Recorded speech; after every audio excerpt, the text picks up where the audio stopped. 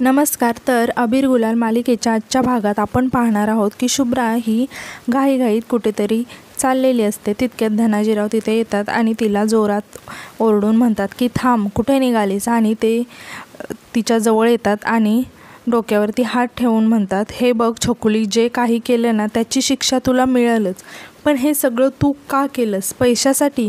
बोल, कशापासून पळणार आहेस तू? मात्र शुभ्रा काहीच उत्तर देत नाही. मग धनाजीराव तिला म्हणतात, तुझं हे गप्प राहणं माझ्यासाठी सगळ्या प्रश्नांची उत्तर आहेत. काय नाही केलं गं मी तुझ्यासाठी? हे सगळं तू पैशासाठी करते असं कळलं असतं ना तर पैशाचा डोंगर उभा केला असता तुझ्यासमोर. मग शुभ्रा रागाने म्हणते, हे आत्ता बोलताय तुम्ही, पण जेव्हा तुम्हाला कळलं की श्री तुमची मुलगी आहे, मी नाही, यानंतर एका सेकंदात परकं केलं मला. मग धनाजीराव इकडे तिकडे बघतात आणि म्हणतात की परक्याची भाषा तू करू नकोस. तू आम्हाला कायम परकं समजत आलीस, पण आता तू आमच्यासाठी परकी झाली कायमची. श्री आमची मुलगी आहे म्हणून नाही, तू मला ठार मारण्याची सुपारी दिली होतीस ना, तेव्हाच संपवलं हे नातं तू कायमचं. शुभ्रा बाळा, अगं आयुष्यात गरज म्हणून पैशाला बघायचं असतं, आयुष्यात तेच करायचं असतं, गरज म्हणून फक्त. पण तू मात्र जे नको होतं ते केलंस. आणि उद्या मी जरी ठार झालो असतो ना तर तुला काय वाटलं असतं? हे कुणाला कळलं नसतं का? मग शुभ्रा घाबरत म्हणते की नाही, म्हणजे मला.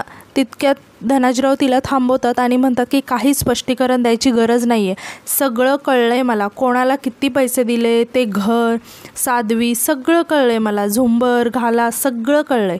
त्या साध्वीने स्वतःच्या तोंडाने पोलिसांसमोर हे कबूल केले आणि आम्ही मनात आणलं असतं ना तर तिच्याबरोबर तुलासुद्धा तुरुंगात पाठवलं असतं. हे ऐकून शुभ्राला घाम फुटतो.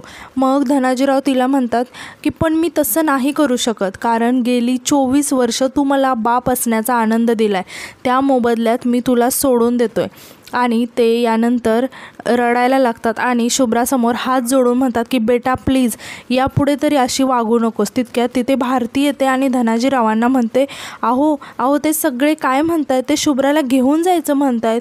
हे ऐकून शुभ्रा खूप घाबरते. भारती रडत असते आणि म्हणते की त्यांना थांबवा त्यांना. मग तिथे श्रीची आजी, आई आणि प्रभाकर देशमुख, भद्रा आत्या आणि मिलीसुद्धा येतात आणि आजी ओरडून भारतीला म्हणते, थांबवा. काय थांबवा? ती माझी नात आहे. आणि परत मिलीला म्हणतात की जा शुभ्राची बॅग भर आणि इथे घेऊन ये. आणि ती धनाजीरावांकडे बघून म्हणते की आणि कुणाला काही वाटलं ना तरी शुभ्रा इथे राहणार नाही. काय पब्या? मग प्रभाकररावसुद्धा म्हणतात की होय, माझी लेक आहे ती कुठे राहील आणि कुठे राहणार नाही याचा निर्णय फक्त मीच घेणार. मग आजी म्हणते, आता आम्हाला घरात दिवा लावायची गरज पडणार नाही. चंद्रासारखी पोर ज्या घरात आहे म्हणल्यावरती तिथे उजेड आपोआपच पडणार ना. आणि ते म्हणतात की जा तिचे कपडे घेऊन ये. मिलीला म्हणतात की शेपूट, जा तिचे कपडे घेऊन ये. मग मिली कपडे आणायला निघते. त्यावेळेस आजी तिला म्हणतात, हाय का आता अक्कल नाही काडीची आणि मालकीन म्हणा माडीची, तुझ्यात अक्कलच नाही आहे, थांब मीच बघते काय ते. आणि त्या शुभ्राला म्हणतात, शुभ्रा चल ग. आणि शुभ्राच्या हाताला पकडत तिला तिथून खेचत घेऊन जातात. मग प्रभाकररावसुद्धा त्यांच्यासोबत जातात. भारतीताई खूप रडत असतात आणि त्या म्हणत असतात की अहो थांबवा त्यांना. आणि ते श्रीच्या आईकडे बघून म्हणतात, ताई तुम्ही तरी काहीतरी बोला. मग श्रीची आई घाबरून हात जोडून काहीच न बोलता तिथून निघून जाते. आता यानंतर आपण इकडे पाहतो, निंबाळकर यांच्या घरी श्रीच्या गृहप्रवेशाची तयारी स्वागतासाठी स्वीटी वहिनी, मयुरी वहिनी उभे असतात. स्वीटी वहिनी अगस्त्याला म्हणते की आधी पैसे आणि मगच तुम्ही आत येऊ शकता. मग मयुरी वहिनी स्वीटीला समजावत म्हणते, अगं स्वीटी काय चाललंय तुझं, आधी सगळं रीतसर होऊ दे. मात्र स्वीटी म्हणते की नाही अगस्त्य भैया, असं नाही, तुम्हाला पैसे द्यावेच लागतील आणि मगच तुम्ही आत या. आणि त्या म्हणतात की बिना पैसे तुम्ही आणि श्री आत येऊ नाही शकत. श्री आणि अगस्त्य त्यांचं हे ऐकून फक्त हसत असतात.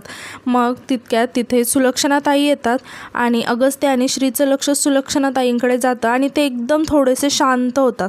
आणि त्यांच्याकडे बघून त्या सुलक्षणाताई तिथे एका चेअरवर येऊन बसतात. मयुरवहिनी म्हणते की अगस्त्य भाऊजी आणि श्री, मी औक्षणाचं ताट आणते, तोपर्यंत तुम्ही आत येऊ नका. आणि त्या स्वीटी वहिनीला घेऊन औक्षणाचं ताट आणण्यासाठी जातात. यानंतर आपण पाहतो की पृथ्वीदादा आणि आदित्यदादा ह्या 2 बॅग्स घेऊन आलेल्या असतात. मग हे सगळं बघून अगस्त्य म्हणतो की आई कुठे बाहेर चालली आहेस का? सुलक्षणाताई खूप रागाने अगस्त्यकडे फक्त बघत असतात. पृथ्वीदादा हसतो आणि म्हणतो अगं आई अगस्त्य आलाय. सुलक्षणाताई रागाने म्हणतात पृथ्वी आदित्य आमचं काही सामान अजून वर राहिलं असेल ना, जा घेऊन येते. मग पृथ्वीदादा शांत होतात आणि म्हणतात की हो हो आणतो. आणि मग पृथ्वीदादा आणि अगस्त्यदादा परत सामान आणण्यासाठी तिथून जातात. आणि यानंतर आपण पाहतो की मयुरी वहिनी आणि स्वीटी वहिनी हे औक्षणाचं ताट घेऊन येत असतात. मात्र मग सुलक्षणाताई त्यांना थांबवून म्हणतात की थांब, कुठे निघाली? आमचा डब्बा भरला आहे का? आणि आमचं सामान आणलं आहे सगळं? मग मयुरी वहिनी म्हणतात की हो आईसाहेब, तुमचा डब्बा तयार आहे, फक्त एवढं औक्षण करते. आणि असं म्हणत असतात. तितक्यात सुलक्षणाताई त्यांना थांबवतात आणि म्हणतात की ते महत्त्वाचं आहे का, की आधी आमचं काम महत्त्वाचं आहे? मग काय खेरं करायचे आहेत ना ते करा, माझं काम करा आधी. मग मयुरी वहिनी म्हणतात की हो आईसाहेब, आणि त्या परत डबा आणण्यासाठी आतमध्ये जातात. श्री आणि अगस्त्य तसेच दरवाजा बाहेर उभे असतात. मग स्वीटी वहिनी तिथेच थांबलेली असते. मग सुलक्षणाताई त्यांच्यावरती ओरडून म्हणतात की तुला काय वेगळं सांगावं लागतं आहे का? तू का तिथे पुतळ्यासारखी उभी आहेस? मग स्वीटी वहिनी म्हणतात की मम्मी, नवीन नवरी आली आहे, त्यांचं स्वागत तर करावंच लागेल ना. मग सुलक्षणाताई म्हणतात अच्छा, आता आमच्या घरात कुणी काय करायचं हे तू ठरवणार का? मग स्वीटी वहिनी म्हणतात की नाही नाही तसं नाही. मग सुलक्षणाताई म्हणतात की मग आम्ही सांगतो ना ते आणि तेवढंच करायचं, समजलं? यानंतर त्या अगस्त्याला म्हणतात अगस्त्य आतमध्ये ये. यानंतर आपण पाहतो की अगस्त्य काहीच न बोलता लगेच आतमध्ये येतो. मात्र श्री तशी दरवाजा बाहेर उभी असते. इतक्यात मयुरी वहिनी तिथे येतात आणि म्हणतात की आईसाहेब तुमचा डब्बा. मग सुलक्षणाताई रागात म्हणतात की ठेव खाली तिथे.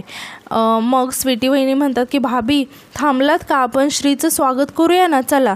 यानंतर आपण इकडे पाहतो की सगळेजण अगस्त्यकडे बघायला लागतात. अगस्त्य आतून आरतीचं ताट घेऊन श्रीचं औक्षण करण्यासाठी आलेलं असतो. हे बघून सगळेच खुश होतात. मात्र सुलक्षणाताई शॉक होऊन अगस्त्यकडे बघत असतात. मग अगस्त्य आरतीचं ताट घेऊन श्रीकडे जातो आणि म्हणतो की आई तूच शिकवलंय ना, कितीही काही झालं तरी आपलं कर्तव्य पार पाडायचं असतं. मग मी माझं कर्तव्यच पार पाडतोय. श्री हे ऐकून खूप खुश होते. मग अगस्त्य श्रीला म्हणतो की आता श्री माझी मैत्रीणच नाही राहिली, तर आता ती माझी बायको आहे, श्री अगस्त्य निंबाळकर. आणि आई हे तुझ्याच मर्जीने लग्न झालं आहे. मला माहीत आहे तुला वाईट वाटत असेल, पण प्लीज मला अडवू नकोस. कारण मी जर असं केलं ना तर या गोष्टीचा त्रास मला होईल आणि मला झालेला त्रास तुला सहन नाही होणार. त्यामुळे प्लीज, त्यामुळे श्रीचं स्वागत होणारच. आणि तेही हसत. हे ऐकून श्री खूप खुश होते. यानंतर आपण पाहतो अगस्त्य श्रीचं औक्षण करत असतो. स्वीटीताई हे बघून टाळ्या वाजवायला लागते आनंदाने. तितक्या सुलक्षणाताई स्वीटीताईकडे रागाने बघायला लागतात. स्वीटीताई घाबरून लगेच शांत बसते. अगस्त्य श्रीचं औक्षण करून श्रीला पेड्याचा घाससुद्धा भरवतो आणि तिला माप ओलांडून आतमध्ये यायला सांगतो. श्रीसुद्धा खूप खुश झालेली असते. ती आनंदाने माप ओलांडते आणि लक्ष्मीच्या पावलांनी आतमध्ये येते. श्रीला आत आलेलं बघून सुलक्षणाताई तिथून रागाने बाहेर निघून जातात. मग यानंतर अगस्त्य आणि श्री थोडेसे नाराज होतात. तर मयुरी वहिनी आणि स्वीटी वहिनी अगस्त्य आणि श्रीजवळ येतात आणि अगस्त्य त्यांना विचारतो की आई कुठे गेले, काही सांगितलं का? मग मयुरी वहिनी म्हणते की नाही अगस्त्य भाऊजी, आई काही बोलल्या नाही. आम्ही घरी आलो ना तेव्हा ते त्यांचं सामान भरत होत्या. मग श्री म्हणते माझ्यावर चिडल्या आहेत का त्या? स्वीटी वहिनी म्हणतात की नाही नाही असं काहीच नाही, तू टेन्शन नको घेऊस. मग स्वीटी वहिनी यानंतर म्हणते की बाय द वे श्री, तुझं आमच्या निंबाळकर फॅमिलीत आणि तुझ्या नवीन घरात स्वागत आहे. मग मयुरी वहिनी म्हणतात की जाऊ बाई, आता दार अडवणं आणि उखाणा घेणं हे सगळ्या रीतपद्धती होऊ द्या. स्वीटी वहिनी म्हणतात की हां बरोबर अगस्त्य भैया, आणि श्री तुम्ही परत दारात उभे राहा आणि आता यावेळेस मी काही ऐकणार नाही. बिना पैसे दिल्याशिवाय मी आतमध्ये नाही येऊ देणार. मग मयुरी वहिनी म्हणतात की ते सगळं होत राहील, आधी धाकट्या जाऊबाईंचं तोंड गोड करूया. मग स्वीटी वहिनी हसत म्हणतात की भाभी पेढा आपण भरवायचा की अगस्त्य? यानंतर आपण इकडे पुढे पाहतो की भारतीताई खूप रडत असतात आणि धनाजीरावांना म्हणत असतात, अहो तुम्ही असं गप्प का आहात, सांगा त्यांना काहीतरी, बोला काहीतरी. मग धनाजीराव भारतीताईंना म्हणतात की भारती तू शांत राहा, तुझी अवस्था आम्ही समजू शकतो, पण मी गप्प का आहे त्याचं जे कारण आहे ना ते मी तुला नाही सांगू शकत. मग भारती म्हणते कारण काही असो पण तुम्ही त्यांना थांबवा. भद्रा आत्यासुद्धा म्हणतात की दादा वहिनी बरोबर बोलते, अरे थांबव ना तू तिला, तू जर असा गप्प राहिलास ना तर आपल्याला खूप चुकीचं समजतील रे सगळे. हे बघ शुभ्रा त्यांची मुलगी आहे हे त्यांना आत्ताच कळलं ना, पण इतक्या वर्षांचं प्रेम नातं ते कसं काय विसरलास रे तू, आणि तुला एका कागदाचा तुकडा इतका महत्त्वाचा वाटतो की तू तिला क्षणात पर्क केलंस. यानंतर आपण पाहतो की श्रीची आजी ही शुभ्राच्या हाताला पकडून तिला खेचत आणत असते. मग ते बघून भारती म्हणते की अहो त्यांना थांबवा हो, तुम्ही असं का करताय. भद्रा आत्यासुद्धा म्हणते अरे दादा थांबव ना त्यांना, आणि ते त्यांना धनाजीरावांना रिक्वेस्ट करत असतात की प्लीज दादा थांबव त्यांना. हे सगळं ऐकून धनाजीराव जोरात ओरडून म्हणतात की थांबा. हे ऐकून आजी शुभ्राचा हात सोडते. शुभ्रा खूप खुश होते. धनाजीराव म्हणतात शुभ्रा कुठेही जाणार नाही, ती इथेच राहणार माझ्या घरात. मग प्रभाकरराव देशमुख सुद्धा म्हणतात की ह्यो बाप पण त्याच्या पोरीसारखाच आहे, आडमुठा कुठला. आता यानंतर आपण पाहतो स्वीटी वहिनी आणि मयुरी वहिनी हे श्रीला अगस्त्यच्या खोलीत घेऊन येतात आणि मयुरी वहिनी म्हणते की श्री सॉरी हां, रूम सजवलं नाही ग जास्त, म्हणजे आमची इच्छा होती. पण मग श्री म्हणते की तुम्ही थांबता का वहिनी थोडं माझ्यासोबत इथे. मग स्वीटी वहिनी हसायला लागते आणि म्हणते की श्री अगं तुला आणि भाभीसोबत नेहमीच राहायचं आहे, माझ्यासोबत आणि भाभीसोबत, पण आज तुला अगस्त्य भैयासोबतच राहायचं आहे आणि काही ऑप्शन नाही हां. आणि ते मयुरी वहिनींना म्हणतात की भाभी चला नाही तर आपणच फसू. मग तितक्यात तिथे अगस्त्य येतो. मग स्वीटी वहिनी आणि मयुरी वहिनी तिथून निघून जातात. अगस्त्य श्रीशी काहीच बोलत नाही. मग श्री अगस्त्यकडे बघून म्हणते अगस्त्य काही झालंय का, मी तुझ्या आयुष्यात अडचण म्हणून आले ना. मग अगस्त्य म्हणतो श्री अगं. तितक्यात श्री त्याला म्हणते नाही म्हणजे मी आले आणि बाईसाहेब निघून गेल्या, मला माहीत आहे या लग्नाच्या लय राडा गोंधळ रडारड गैरसमज हे सगळं झालं, पण एकच गोष्ट मला सारखी सतवते, तुझं हे असं गप्प बसणं. काही चुकलं असेल तर खरंच सॉरी, मला खरंच माहिती नाही की तुला इथून पुढं माझ्यामुळे अजून काय काय सहन करावं लागणार आहे. पप्पा म्हणायचे तेच खरं होतं, मी ना खरंच पनवती आहे. अगस्त्य म्हणतो ऐक ना प्लीज, असं काहीच बोलू नकोस आणि प्लीज वाईट वाटून नको घेऊस. हे नातं स्वीकारायला जितकं आपल्याला वेळ लागणार आहे ना तितकंच त्यांनासुद्धा लागणार आहे. आपलं नवीन आयुष्य सुरू होतं आहे, मला माहीत आहे. सगळं बॅलन्स करणं खूप अवघड आहे, पण आपल्याला हे करावंच लागेल.